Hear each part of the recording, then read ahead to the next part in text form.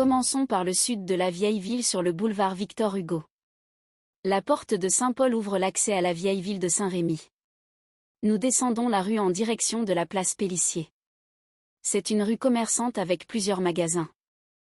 Nous voici sur la place Jules Pélissier où se trouve l'hôtel de ville.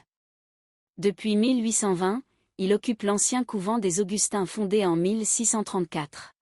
En fait, l'actuelle place Jules Pélissier était le jardin du monastère, autrefois clos de murs.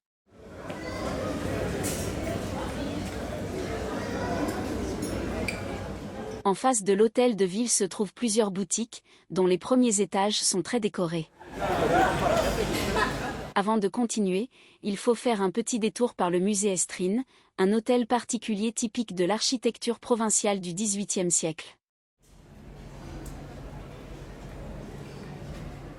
La ville compte une personne célèbre qui est née, et a grandi ici, c'est Nostradamus qui est né en 1503. Il était célèbre comme un homme qui pouvait soi-disant lire l'avenir. Continuons vers un autre point fort de ce quartier.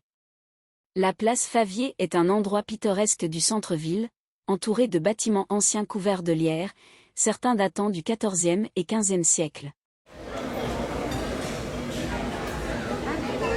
Au cœur historique de Saint-Rémy-de-Provence, le musée des Alpilles est installé dans l'hôtel Mistral de Mondragon, ancien hôtel particulier d'époque Renaissance. Parfois, il est rafraîchissant de sortir des sentiers battus, surtout si c'est un jour de marché très fréquenté, et qu'il y a beaucoup de monde dans les principales rues piétonnes, et de simplement prendre une pause et se diriger vers la vraie partie de la ville, le quartier résidentiel.